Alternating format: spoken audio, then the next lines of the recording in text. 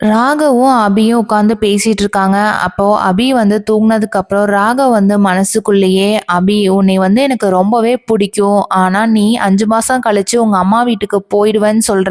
ஆனா அந்த நிலைமையில இருக்கும்போது நான் எப்படி இருக்க போறேன்னு தெரியல. உன்னை வந்து நான் ரொம்ப பிடிச்சு தான் நான் கல்யாணம் பண்ணேன். ஆனா இந்த முரளி விஷயம் நினைச்சோம்னா எனக்கு கோவம் உச்சிக்கு வந்துருது. சப்போஸ் முரளியோட விஷயம் வந்து முரளி மேல தான் தப்புன்னு தெரிய வரும்போது, நீ அப்பயும் பிடிவாதம் பண்ணி நான் எங்க அம்மா வீட்டுக்கே போறேன்னு சொல்லிட்டு போனேன்னா என் மனசு வந்து ரொம்பவே கஷ்டப்படும். நான் நானாவே இருக்க மாட்டேன் அபி அப்படின்னு சொல்லிட்டு அழுதுட்டே தூங்கிடுறாங்க. அடுத்த நாள் காலையில ராகவும் அபி எழுந்திரிச்சதுக்கு அப்புறம் ராகவ் வந்து அபி கிட்ட, "அபி உன் உடம்பு எப்படி இருக்கு? இப்ப பரவாயில்லையா? இல்லைன்னா சொல்லு, நம்ம ஹாஸ்பிட்டல் போலாம். என் உடம்பு நல்லா இருக்கு ராகவ். இப்ப எந்த பிரச்சனையும் இல்லை. நீங்க கேட்டதுக்கு ரொம்பவே தேங்க்ஸ் ராகவ். வாங்க சாப்பிடலாம். அடுத்து நம்ம பொட்டிக்கு வேற போகணும், நேரம் ஆயிடுச்சு" அப்படின்னு சொல்லிட்டு வெளியில போறாங்க. அந்த டைம்ல அபி வீட்ல இருந்து எல்லாருமே வந்துடுறாங்க.